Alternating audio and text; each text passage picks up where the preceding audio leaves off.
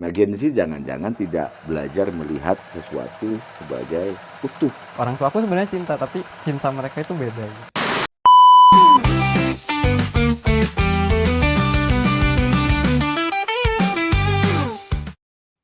Duh, Prof, kamu sore-sore gini lagi ngopi enaknya. Oh, bentar, salam dulu.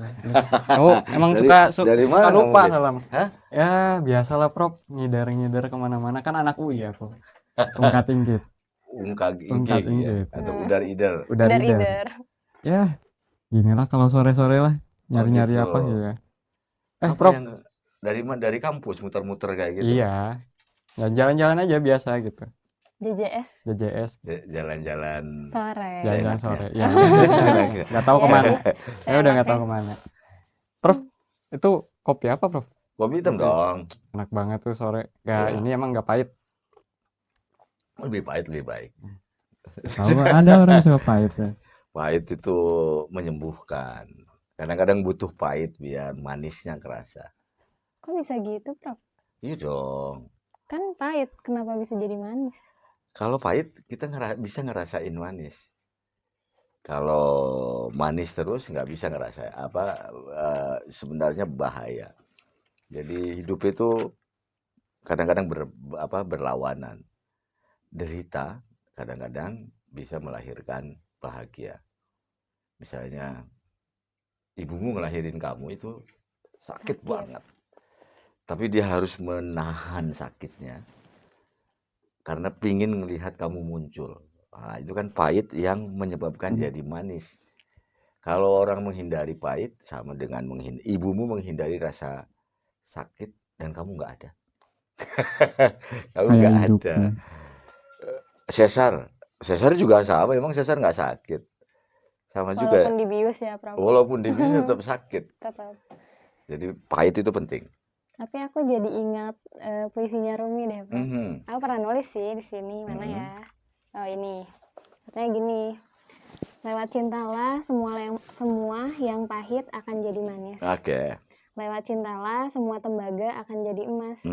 Lewat cintalah semua endapan akan jadi anggur murni. Lewat cintalah semua kesedihan akan jadi obat. Lewat cintalah si mati akan jadi hidup. Lewat cintalah raja jadi budak. Itu kan awalnya sama tuh, Prof. Kayak lewat cintalah semua yang pahit akan jadi manis. Sama aja kayak kopi tadi yang Prof minum, Prof bilang akan jadi manis kalau kita ngerasain pahitnya. Ya, kalau kita menerima pahitnya, kalau kita mencintai. Kalau bisa. Ibumu itu bisa loh. Karena itu kamu coba lihat deh proses ngelahirin. Si ibu itu ketika anaknya lahir, dia senyum. Padahal sakitnya katanya, kalau kamu tanya, pulang dari sini mau tanya sama ibumu, sakit nggak sih ngelahirin? Sakit banget. Tapi kenapa dia senyum pada saat ngelihat kamu lahir, ketika si bayinya itu keluar? Karena ada rasa cinta. Ya, rasa cinta itu. Jadi cinta itu yang menyebabkan pahit jadi manis. Gitu, Bit. Kamu namanya Abid kan? Iya lah. Oke. Udah berapa tahun aku di sini, Prof? Masa lupa ya. Pas aja lah emang kita bahas kopi jadi inget tuh. Kok pahit ya, kayak nggak tahu lagi kena masalah kayak susah banget bro tuh pahit. Iya. Kadang hidup pahit banget tuh rasanya. Rasanya pahit banget kalau lagi ada masalah. Iya benar, Prof. Terus kalau udah selesai masalahnya? Ya kadang manis tapi nanti pahit lagi gitu. Kadang manis tapi ngeselin gitu ya. Kenapa sih masalah yang ini datang mulu gitu? Kayak kopi yang nggak dikocok gitu, kayak ada gulanya tapi nggak dikocok. Pahit pertama, nanti ada gulanya manis, terus Manis yang terakhir. pahit lagi kena apa? Gula tinggi. Kena gula. Diabetes. Tapi biasanya ya itu selalu ada kejutan di akhir atau di ujungnya pasti akan berbeda. Percaya itu. Hidup itu kayak gitu, pahit terus kemudian pasti ada manisnya. Kalau nggak pernah tuh pahit terus misalnya, kalau hidup misalnya nggak pernah malam terus. Malam nggak mungkin, pasti ujungnya akan ada cahaya matahari. Bahkan ada yang bilang malam itu akan semakin pekat dulu pekat dulu, baru kemudian cahaya muncul. Fajar itu muncul setelah malam itu menjadi pekat dulu. Biasanya itu jam 2, jam 3, jam 4 itu matahari itu pekat terus. Baru matahari, apa malam itu pekat gelapnya, baru setelah pekat gelap gulitanya banget, baru kemudian matahari muncul. Jadi ada yang nyimpulin butuh gelap gulita yang sangat baru matahari muncul. Kalau Rui bilang, bukankah hujan turun setelah awan gelap gulita? Bukankah hujan turun setelah awan gelap gulita? Jadi setelah awan tebal baru hujan turun. Jadi nggak apa-apa, pahit dulu, nanti ada hujan. Kalau pahit terus gimana, Prof? Nggak mungkin. Oh, nggak Hukum mungkin. alam nggak hukum kehidupan ini nggak mungkin sekejam itu, nggak mungkin. Oke, Prof. Sebelum kita lanjut, kita sapa dulu Oke. keluarga Rumi yang udah ikut bergabung untuk nonton. Halo, selamat datang di podcast Keluarga Rumi. Aku El, masih bersama Prof. Deki, dan kita ada satu lagi siapa nih? Nggak tahu saya. Siapa coba? Masa nggak tahu? Iya. Teman satu kos ya. Teman satu kos Abid. nggak tahu. Kebalik ya. gak sih, Abid? Abid, jangan Adib. Adib. Biasanya di sini kebalik ya. Tentang kosannya bebas, awas Enggak. Oh, ini mau ngerayu. nggak boleh, Aduh, nggak enggak. boleh. Kan cewek di atas ya kamarnya. Nggak tahu sih. Pura-pura nggak tahu aja. Ya, jadi ya gitu aja. Nah, jadi pembahasan kita kali ini tuh, Prof, tentang mencintai seutuhnya.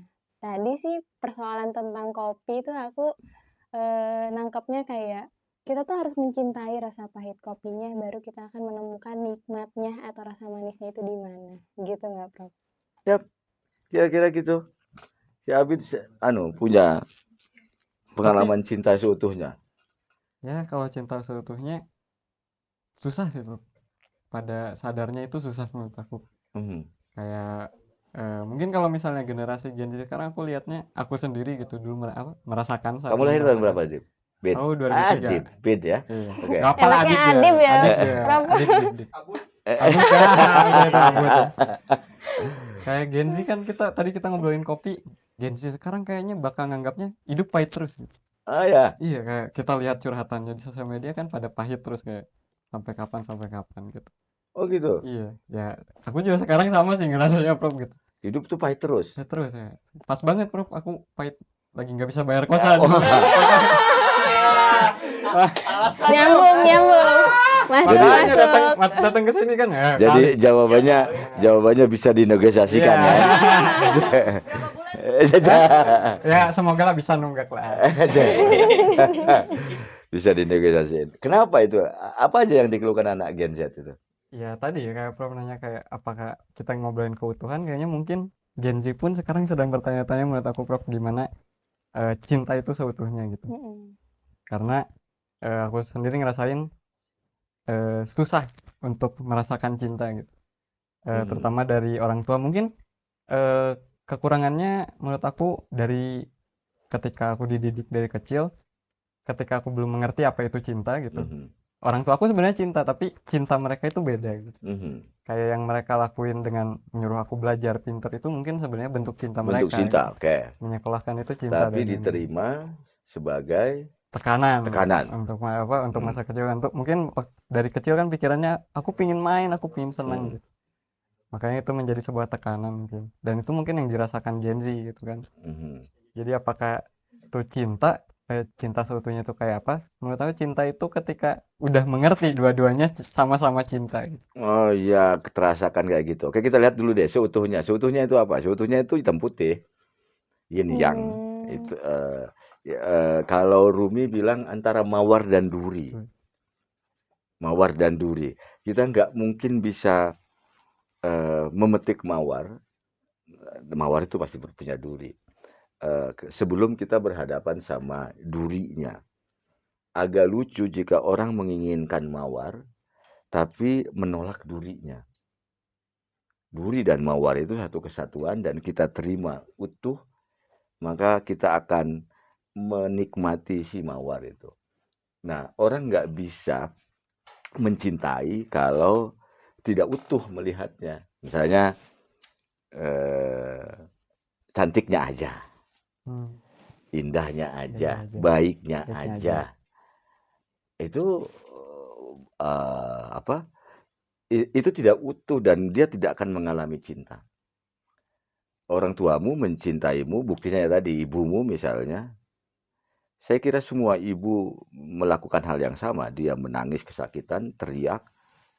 Tapi ketika melihat yang dilahirkannya itu ada, dia akan bangku, kemudian dia tersenyum. Apa itu? Apa? Dia sampai sekarang belum dapat bayaran dari kamu. Iya kan? Lahir aja ngerepotin gitu. Lahir ngerepotin. Sampai sekarang belum mendapat belum memberikan bayaran. Kamu belum berikan bayaran sama dia dan dia masih, walaupun misalnya sekarang bisa jadi agak marah-marah ketemu kamu dan seterusnya, tapi jangan-jangan benar. Itu kita harus dari ekspresi dia marah, cerewet itu ekspresi cinta. Nah, Gen Z jangan-jangan tidak belajar melihat sesuatu sebagai utuh. Utuh itu tadi, mawar itu pasti dengan durinya. Matahari terbit itu pasti diawali dengan pagi yang gelap, dingin, baru kita bisa ketemu dengan matahari. Selalu kayak gitu. Anak saya kemarin ususnya dioperasi. Itu untuk kentut itu dia harus sakit dulu. Mules banget baru bisa kentut. Setelah minum, karena ususnya habis dioperasi, dia setelah minum tuh sakit dulu. Setelah makan tuh sakit dulu. Sesuatu yang tidak kita alami pada waktu kita sehat. Di situ saya bersyukur, wah selama ini untung sekali saya untuk kentut nggak usah mules dulu. Dia harus mules dulu baru sakit. Tapi begitu dia kentut, walaupun awalnya mules gitu, dia ketawa karena aku bisa kentut. Sehat gitu. Itu kan bayangin. Itu kan utuh. Tapi kalau lihat terpisah, sakitnya aja, oke?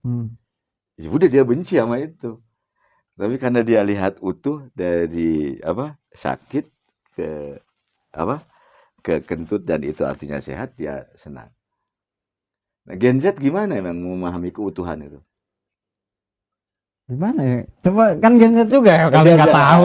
Coba aku doang yang ngomong. Jadi kalau aku sih ngelihatnya pertama dari kebiasaan Gen Z, terus dari cerita Abid juga. Kan kalau mencintai seutuhnya tuh kayak mencintai semuanya ya, Prof. Ya. Baik buruknya, kurangnya, lebihnya, hitam putihnya semuanya. Tapi kadang tuh kalau dari Abid sendiri, dari cerita Abid, aku ngelihatnya dia terlalu fokus sama kepahitannya aja. Dan mungkin sebenarnya di balik kepahitan itu tuh ada kebaikannya, tapi dia nggak pernah mau sadar dan kayak pokoknya nggak bisa, aku harus terus-terusan ada di pahit ini. Ada waktu buat senengnya, tapi kayak kamu tuh ngerasa kayak nggak bisa, aku harus terus ada di sini untuk kedepannya gitu. Kadang juga Gen Z yang lagi jatuh cinta tuh kayak gimana ya, mereka seneng waktu bahagianya, oh cinta tuh indah ya, tapi pas waktu ada sakit hatinya, keselnya, marahnya, mereka benci sama cinta. Kenapa cinta tuh bikin aku sakit? Padahal kan seharusnya makna mencintai yang seutuhnya tuh ya mencintai semuanya. Kayak tadi saat merasakan semua pahitnya, harusnya pada akhirnya kamu akan bisa merasakan manisnya gitu. Jadi kadang tuh nggak mau nerima buruknya gitu loh, Prof. Oke. Mungkin Gen Z ya kalian menyebut diri kalian sendiri ya. Kalau kami jadi Gen Z. Gen Z kayak apa? Gen Z. Gen Z, oke, Gen Z deh. Mungkin kebayang sekali kalian hidup merasa tertekan gitu ya. Iya, sehingga emang kalian begitu tertekannya. Ya tertekan, nggak tahu sih Bro, mungkin kita belum bisa ngambil hikmah atau menikmati perjalanannya tadi gitu, karena Ya tadi kayak Prof bilang tentang Rumi yang bilang kalau bakal ada hujan setelah dardar gelap lah, Iya. setelah awan gelap. Mungkin kita belum tahu gimana caranya buat menyikapi waktu Ya. sebelum hujannya turun gitu. Kita selalu berharap, oh ini bakal terus-terusan mendung nih, nggak Hmm. bakal turun hujannya gitu. Pengap sekali ya hidup dengan cara kayak gitu. Gak apa?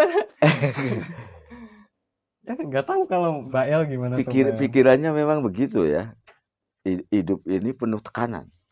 Tapi Prof, kayak masa transisi kita dari sekolah ke mahasiswa, awalnya mahasiswa kita seneng dong, kayak Jehan sekarang masuk UIN nih gitu, masih seneng-seneng.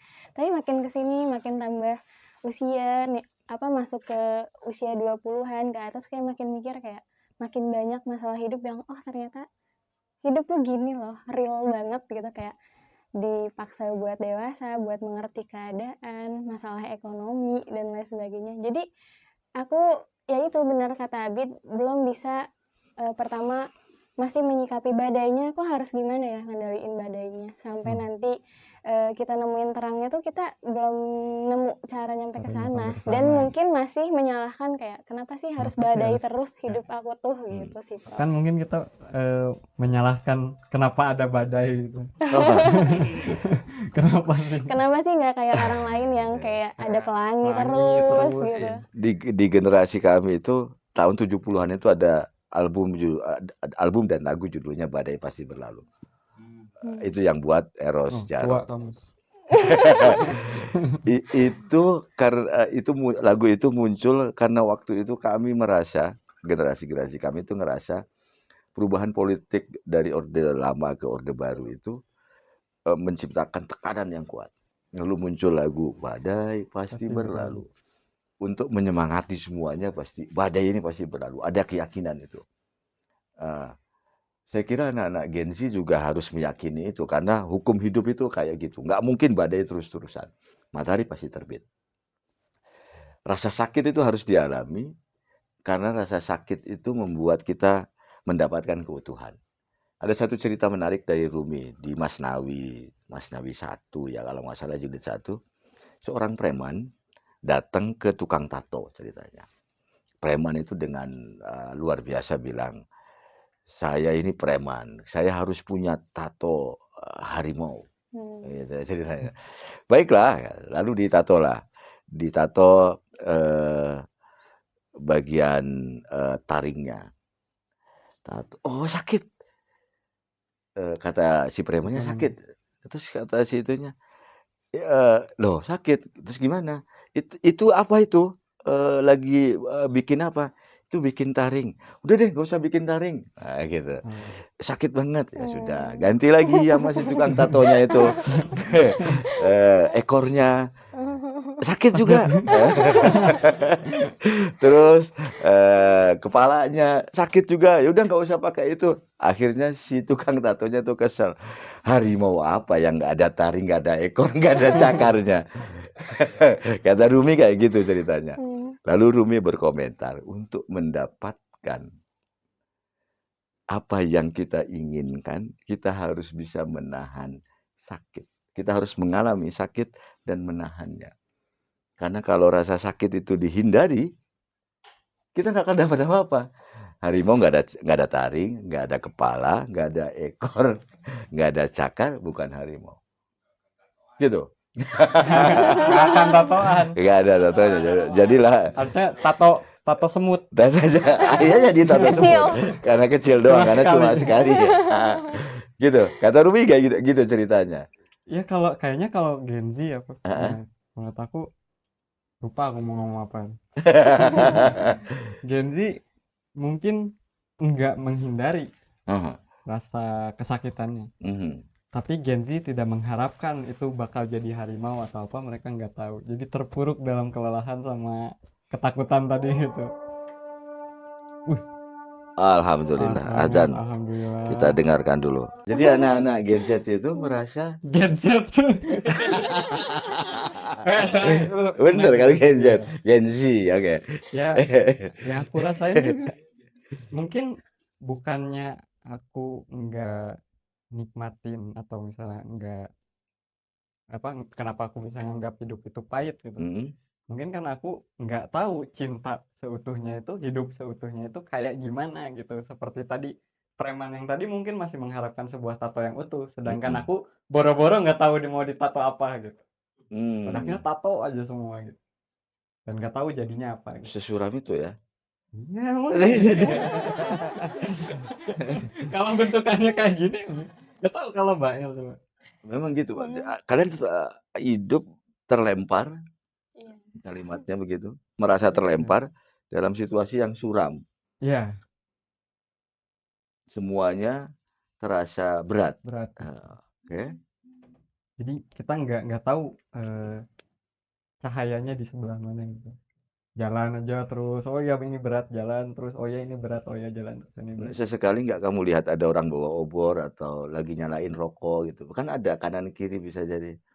Kadang gitu kayak ada suatu kayak ada yang bilang ke Abid kayak udah jangan kerja terus katanya. Kali-kali liburan katanya. Nah, Cintai diri kamu sendiri gitu. Nah, tapi di situ ada sebuah tekanan lagi di mana ketika Abid ngabisin waktu untuk mencintai diri Abid sendiri gitu. Pada akhirnya ada hal yang mungkin Abid cintain lagi gitu. Kayak keluarga dilupakan gitu. Terus tiba-tiba keluarga ada masalah, pada akhirnya Abid kayak, oh ternyata aku nggak bisa nyintain diri aku sendiri karena keluarga aku aja belum bisa mencintai dirinya gitu. Pada akhirnya ya aku mencintai keluarga aku dibandingkan diri aku sendiri gitu. Orang lain bilangnya nyiksa gitu.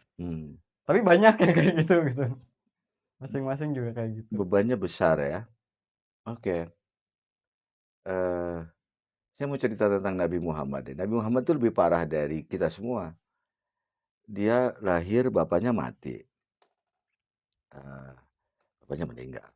Terus umur 6 bulan udah diasuh di tempat yang jauh. Balik-balik itu umur 5 tahun. 5 tahun itu artinya dia udah bisa ngomong, udah bisa ngerti sedikit. 5 tahun atau 6 tahun ya, dia dibalikin lagi dari tempat menyusunya itu ke ibunya. Kamu bayangin umur 6 tahun dia balik lagi, umur 6 tahun dia udah sadar. Balik lagi dan dia harus belajar mengganti imajinasi tentang ibunya. Dia harus ngomong ke orang asing gitu. Itu ibu. Dan dia harus menghapuskan bahwa yang selama ini menyusui dia dan seterusnya, itu ibu dia. Terus dia dari tempat lamanya itu ke kota Quraisy itu seperti dari kampung yang jauh, yang udik, yang kampungan datang ke kota besar. Maka cara ngomong dia, cara berpakaian dia pasti diketawain. Dihina sama yang lain. Sementara dia juga terasing dari ibunya itu. Kebayang dia mengeja ibu. Nah dia penyesuaian, baru sekitar setahun atau setahun setengah penyesuaian, ibunya mati. Ibunya mati, dia sama kakeknya, artinya udah yatim piatu tuh ketika itu. Kakeknya, sementara dia juga tetap saja merasa sebagai orang asing di kota, kota Makkah waktu itu.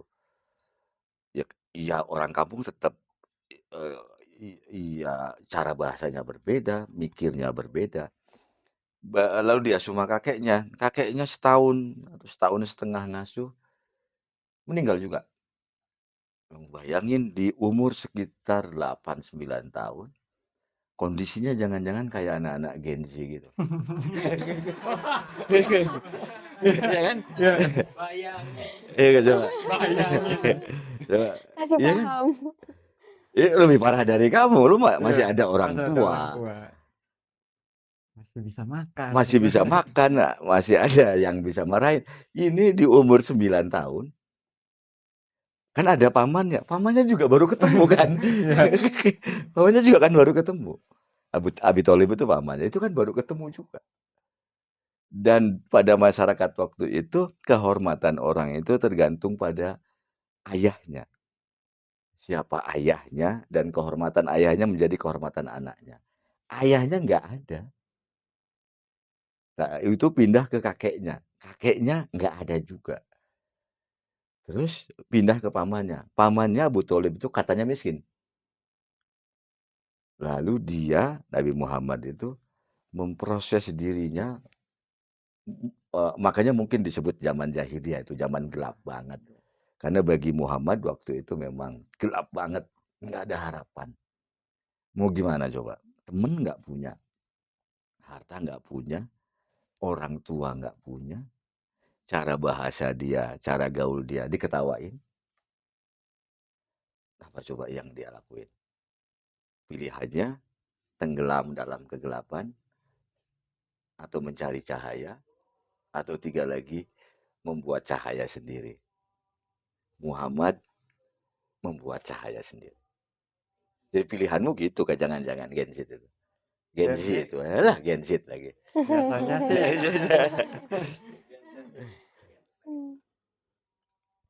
Muhammad lebih parah dari kamu, lebih parah dari anak-anak Gen Z yang bilang saya sengsara. Hitung deh, sengsaranya kayak gimana? aduh nasib. Iya juga sih.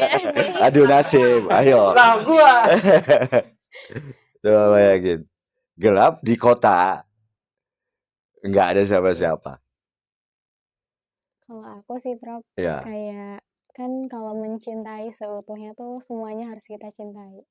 ya. Tapi kadang kayak susah banget buat mencintai kekurangan.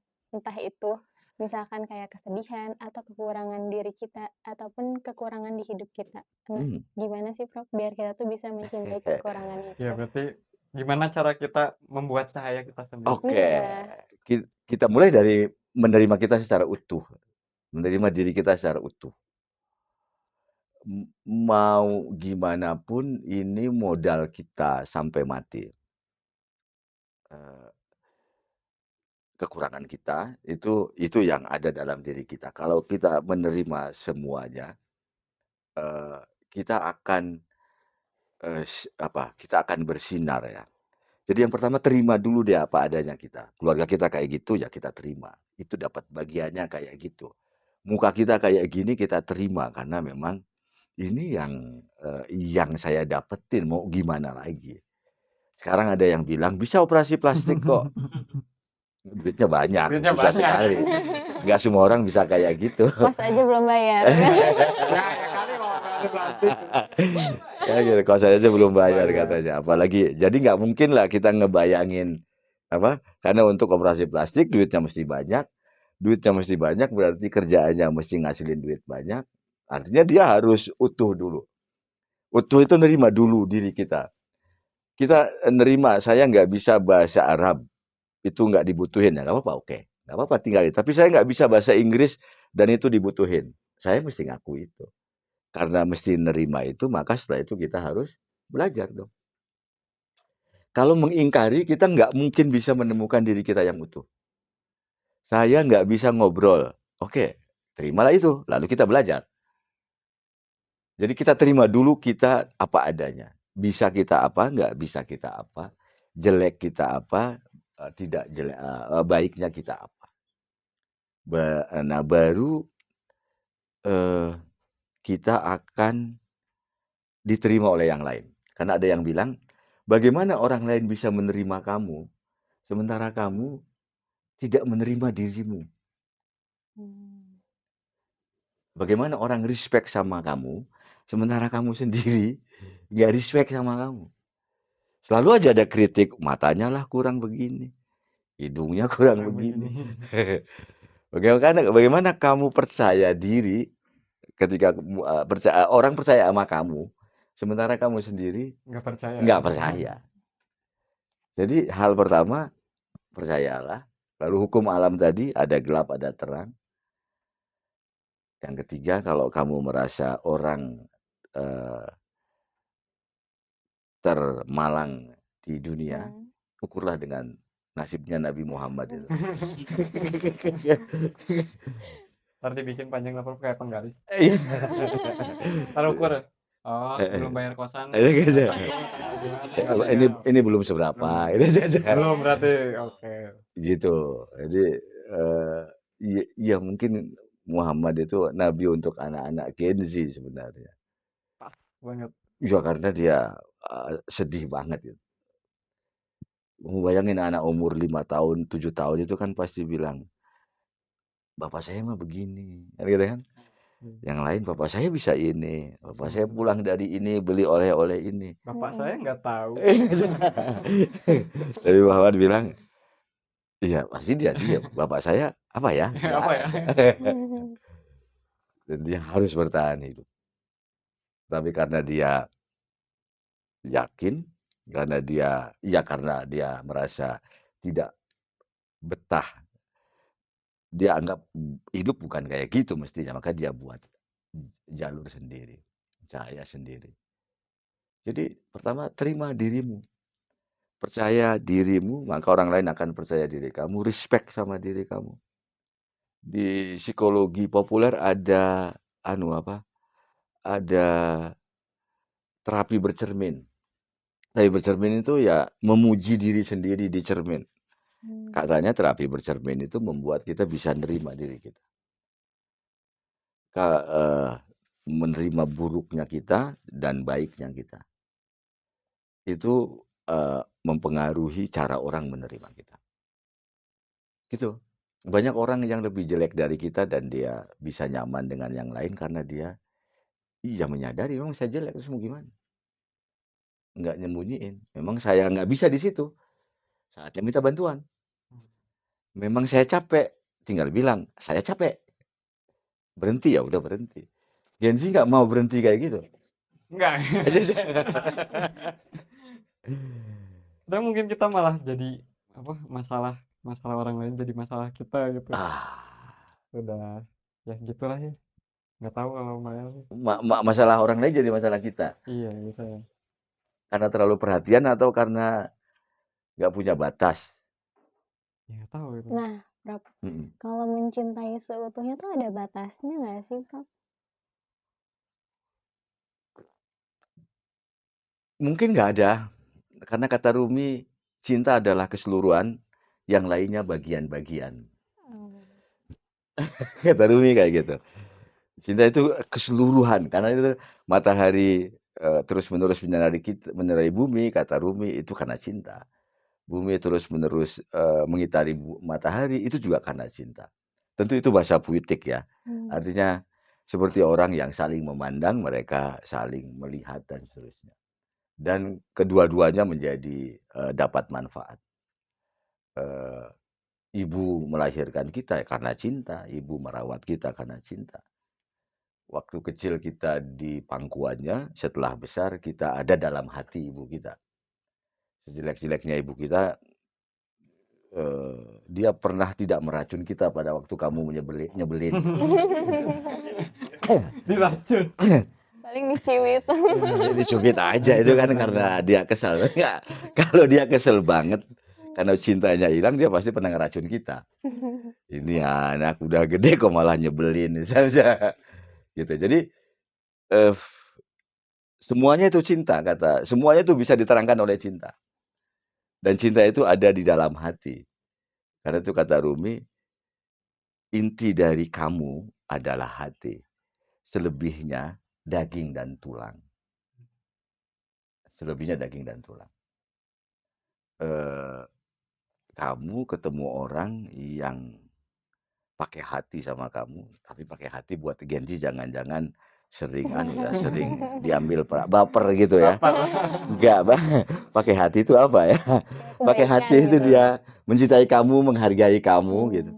Itu pasti kamu lebih sukai, walaupun maaf misalnya rupanya tidak begitu menarik. Ketimbang orang yang cantik atau tampan, yang menarik, yang wangi, tapi nggak mau ngehargain kamu. Mana yang kamu pilih? Yang hargain kamu. Karena itu kata Rumi, inti manusia itu adalah hati, selebihnya itu daging dan tulang. Daging dan tulang nggak berharga. Kamu tidak akan melihat kok. Pengalaman nanti akan mengajari kamu. Kamu tidak akan melihat laki-laki atau perempuan itu cantik atau gantengnya. Tapi kamu akan merasa nyaman pada orang yang memberikan hatinya pada kamu. Bahasa Indonesianya memperhatikan Kan. Hmm. Memperhatikan. Bahasa Inggrisnya susah itu. Karena bahasa Inggrisnya jadi attention. Attention bukan memperhatikan lah, memperhatikan, memberi hati pada kamu. Kamu lebih senang itu dari kamu sendiri. Coba dia rasain. Dengan siapa kamu merasa nyaman ngobrol? Sama keluarga sih. Sama keluarga. Kenapa? Ya nyaman gitu. Nyaman. Satu-satunya tempat. Karena kalau keluarga menerimamu. Iya. Keluarga tuh kayak selalu jadi tempat buat pulang apapun keadaan kita, Prof. Tempat berpulang. Kalau sama Reja sama Diwan dibully terus, Pak. Uang kosan juga lu yang ngambil. Aduh. Jadi keluarga itu kayak laut kalau kata Rumi. Laut itu menerima bangkai dan buah-buahan segar sama aja. Semuanya diterima dengan tangan terbuka. Yang penting kapalnya utuh. Enggak juga.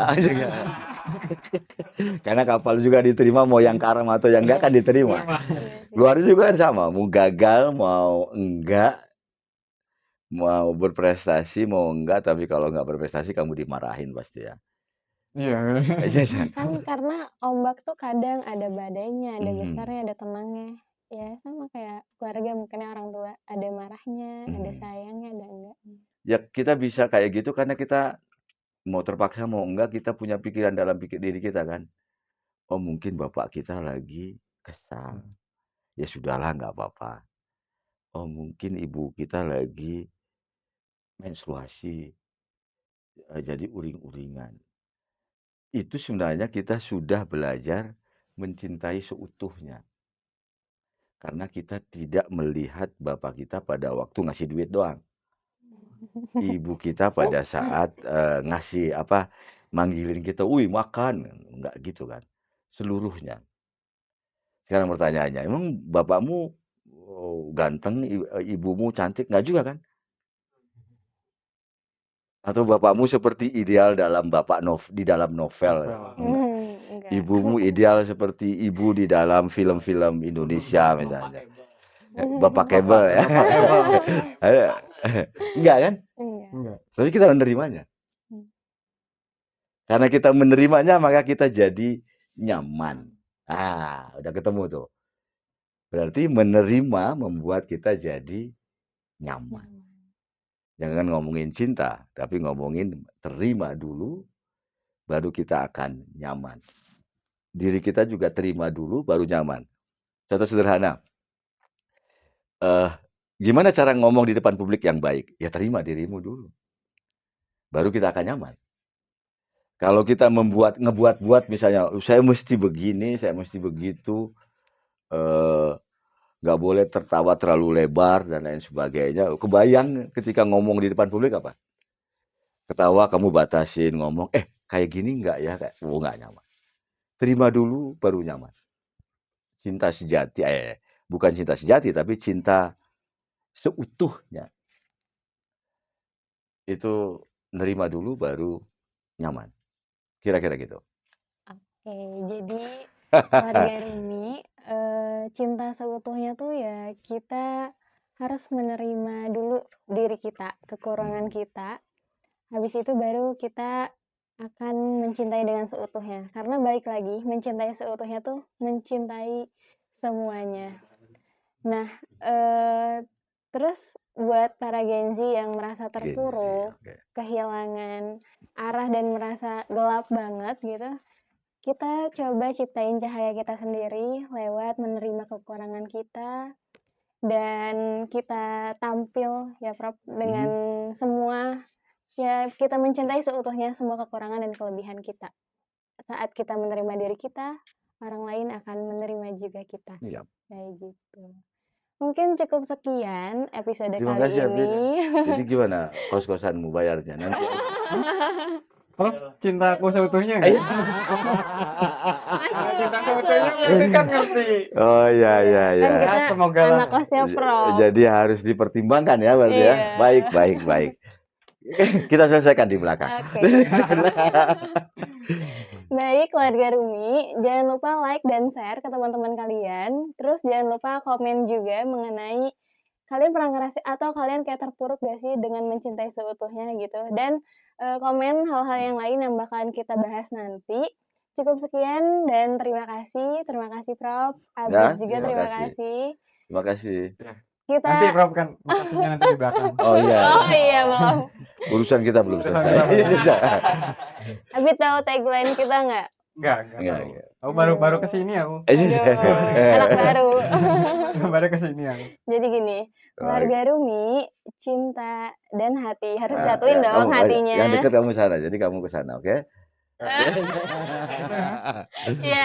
Kita seutuhnya. Oke, teman-teman kru bisa boleh bantu. 1, 2, 3. Keluarga Rumi, cinta dan hati. Yeay. Dadah. Wassalamualaikum warahmatullahi wabarakatuh. Waalaikumsalam warahmatullahi wabarakatuh.